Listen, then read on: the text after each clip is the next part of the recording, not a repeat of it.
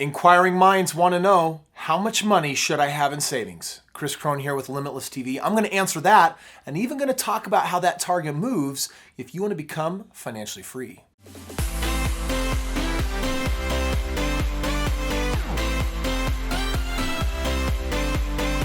So how much money should you put in savings? It's a really good question. Frankly, it is a moving target and it depends on where you are. For example, if you don't have anything in savings, start with $1, right? Because it means that you've got something. One of the ways that you elevate yourself into a higher financial status or greater financial security or greater peace of mind is making sure that a part of your budgeting technique is knowing how to take the money you have coming in and that a part of it is paying you. Putting money in savings is a form of paying you. Instead, we sometimes mix up and we're like, oh, I got to put my money into my mortgage, I got to pay my car bill, I've got to pay my phone bill. I get that those are important, but if you are also not a bill that needs to be paid, then you might not find money for you. We tend to have money where we set it aside. So if you are poor, broke, and starting out like I did before I became wealthy and financially free, then for me, savings was $20. It was $30 a month. It was a small amount. And my first mentor gave me this goal. He said, Kris, if you want to buy a home and walk into $40,000, $50,000 of equity, then you need to get in the habit of saving money. And I had set a 14-month goal to put $5,000 away in savings. Have you ever stopped to make a goal for savings? Well, now's a good time to start if you haven't. And let me share with you some principles. I call it a moving target, but let's talk specifically about how. When I had very little money, my goal was to get to the point where I had 3 months of savings of my living expenses there. So if I was living off of $2,000 a month, I had a goal of putting $6,000 in savings. And yet, when you achieve it, are you done? No, for me, it continues to be a moving target. Your question of how much should you save, for me, is how much should I save and how much should I invest? Why? Because my savings is there when life does not go according to plan. My investments are there when my plan A fails. Plan B, my investments, they're going to take care of me. So for me, when I do my budgeting, I'm setting money aside in both of those. You might want to start with, how can I take 10% of my income and put it into investing? How can I take another 10% every month and put it in savings until I meet a certain threshold? I recently sat down with a couple, they had put $200,000 away in savings, but they didn't have investments. So it's time for them to figure out, what is it that I need in savings to have that peace of mind and feel comfortable, and how do I allocate for investing? In this next segment, I want to share with you specifically some of the real numbers that I use that have been able to help me make my first $1 million. So let's talk about how much you put in savings actually being leveraged as a concept of how you make $1 million.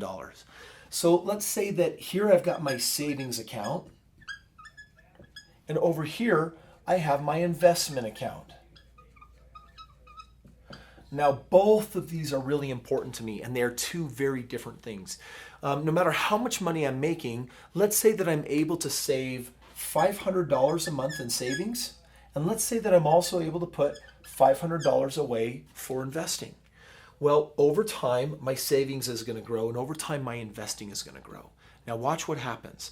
I could be putting all of this money in savings, but instead, by having some of my savings reflect in investment, a time will come when I can purchase a house. Maybe I'm buying this house with $5,000 or $8,000 because I'm going to move into it, and it has $40,000 of equity. This $40,000 of equity, how long would it take me to save $40,000? That would take many of us years, but with investing, I can grow my savings faster. So now all of a sudden I've got this house, I let it season for a year, and then guess what I do? Let's say I decide to sell it.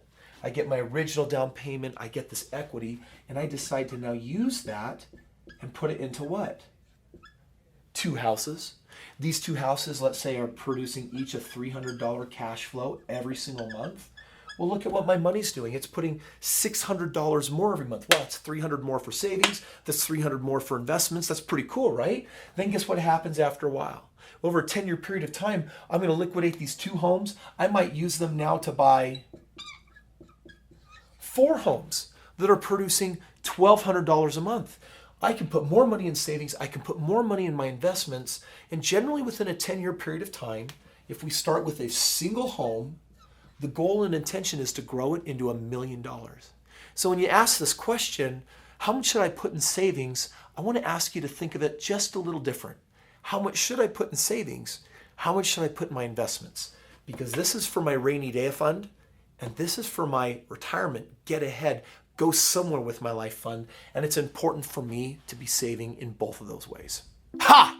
Bet you did not see that coming, right? This whole idea of how much money should I put in savings and all of a sudden Kris talking financial freedom. Yeah, I can't really help it. It's just kind of a part of who I am. It's a part of who I think. I think about our potential, our possibility.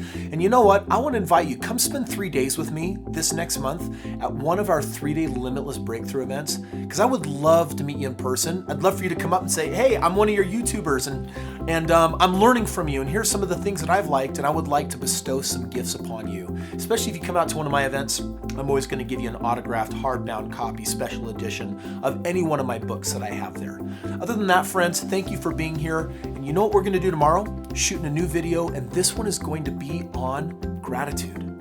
And we live in a world today where, I'm going to be honest, we kind of spoiled brats. I mean, I've been around the world, I've been to some of the poorest places, and I want to share with you some of the things I learned about how to step into some of the deepest gratitude no matter where you are in life. So join me tomorrow. See you then.